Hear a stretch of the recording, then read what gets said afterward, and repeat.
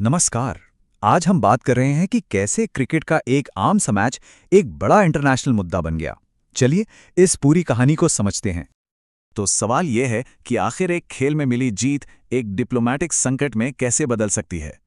इस कहानी की शुरुआत होती है एक बहुत ही सामान्य से इशारे से जो असल में हुआ ही नहीं। तारीख थी 14 सितंबर। भारत ने पाकिस्तान को बुरी तरह हराया, लेकिन असली कहानी स्कोर की नहीं थी। कहानी तो मैदान पर घट रही थी।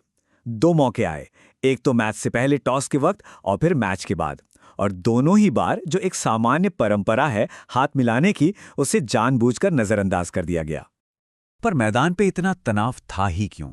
इसे समझने के लिए हमें थोड़ा सा पीछे जाना होगा और देखना होगा कि इस मैच को खेलने का जो फैसला था उसी पर कितना बड़ा विवाद खड़ा हो गया था।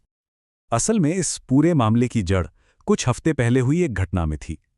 कश्मीर के पहलगाम में एक आतंकी हमला हुआ था और इस हमले ने पूरे भारत में पाकिस्तान के खिलाफ एक जबरदस्त गुस्से की लहर पैदा कर दी थी।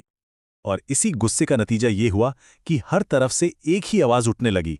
आम लोगों से लेकर बड़े बड़े इन्फ्लुएंसर्स और नेता तक, सबने इस मैच का पूरी तरह से बहिष्कार करने की मांग शुरू कर दी। तो आप सिचुएशन देखिए, एक बड़ा टकराव साफ दिख रहा था। एक तरफ थी जनता की भावना जो कह रही थी कि मैच का बॉयकॉट करो, और दूसरी तरफ थी सरकार की दलील कि ये एक मल्टीनेशनल आईसीसी इवेंट है और इसमें न खेलने का मतलब पाकिस्तान को वॉकओवर देना होगा। अब मैदान पे जो हाथ नहीं मिलाया गया, वो बात सिर्फ सोशल मीडिया तक ही नहीं रही।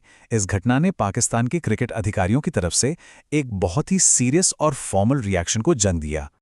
पाकिस्तान ने इसे हल्के में बिल्कुल नहीं लिया। देखिए, उन्होंने एक के बाद एक कदम उठाए। पहले पीसीबी चीफ ने खुलकर अपनी निराशा जताई, फिर आईसीसी में एक फॉर्मल शिकायत दर्ज करवाई, फिर मैच रेफरी को ही हटाने की मांग कर डाली और आखिर में धमकी तक दे दी कि वो अपना अगला मैच ही नहीं खेलेंगे। तो असल मुद्दा सिर्फ हैंडशेक न होना नहीं था। पाकिस्तान का जो सबसे बड़ा आरोप था वो था मैच रेफरी एंडी पाइक्रॉफ्ट पर।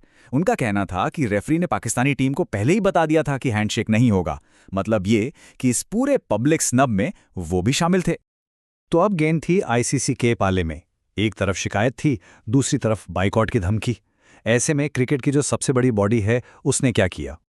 आईसीसी के सामने जो सबसे बड़ा और सीधा सवाल था वो ये था कि क्या क्रिकेट के ऑफिशियल रूल्स में मैच के बाद हाथ मिलाना जरूरी है, मैंडेटरी है? और आईसीसी का जवाब आया और वो बड़ा सीधा साधा था। उन्होंने कहा कि देखिए, हाथ मिलाना एक अच्छी परंपरा है, एक शिष्टाचार है, लेकिन आईसीसी की कोड ऑफ कंडक्ट में ऐसा कोई नियम नहीं है जो किसी खिलाड़ी को ऐसा करने के लिए मजबूर कर सके। मतलब ये एक कर्टेसी है, कोई रिक्वायरमेंट नहीं। तो आखिर में हुआ क्या? आईसीसी ने पाकिस्तान की शिकायत को ऑफिशियली खारिज कर दिया। रेफरी एंडी पाइक्रॉफ्ट को क्लीन चिट मिल गई और वो अपनी पोस्ट पर बने रहे। और पाकिस्तान की बाइकॉट की धमकी भी वो भी खारिज हो गई। दिलचस्प बात यह है कि बाद में पाकिस्तान ने अपने ही एक अधिकारी को सस्पेंड कर दिया। अब सोचिए, अगर जनता मैच के खिलाफ थी, नियम भी ऐसे थे कि हाथ मिलाना जरूरी नहीं, तो फिर वो कौन सी पावरफुल चीज थी जिसकी वजह से यह मैच होकर रहा? जवाब एक ही है, पैसा। जरा इस रकम पर गौर कीजिए। एशिया कप के जो ब्रॉडकास्टिंग राइट्स थे, सिर्फ वो डील ही करीब 1500 करोड़ रुपए की थी। अब इतने बड़े सौदे के बीच में भारत पाकिस्तान जैसा हाई वोल्टेज मैच जो सबसे ज्यादा देखा जाता है, उसे कैंसिल करना लगभग नामुमकिन था। और ये तो सिर्फ ब्रॉडकास्टर्स की बात हुई। एडवर्टाइजर्स का मार्केट देखिए। इस मैच के दौरान सिर्फ 10 सेकंड के एक ऐड की कीमत 25 लाख रुपए तक बताई गई। इससे अंदाजा लगता है कि इस एक मैच की कमर्शियल वैल्यू कितनी ज्यादा थी। तो इस पूरे खेल में पैसा कहां लगा था? ब्रॉडकास्टर्स की 1500 करोड़ की डील, एडवर्टाइजर्स जो 10 सेकंड के 25 लाख दे रहे थे, यहां तक कि पाकिस्तान क्रिकेट बोर्ड को भी हर मैच से करीब 5 करोड़ का रेवेन्यू मिल रहा था। भले ही बीसीसीआई ने अपना मुनाफा छोटी टीमों को दान कर दिया हो, पर पूरा का पूरा इकोसिस्टम ही इस मैच पर टिका था। तो आखिर में बात सिर्फ एक मैच की नहीं थी, बात थी भरोसे की, प्रतिष्ठा की।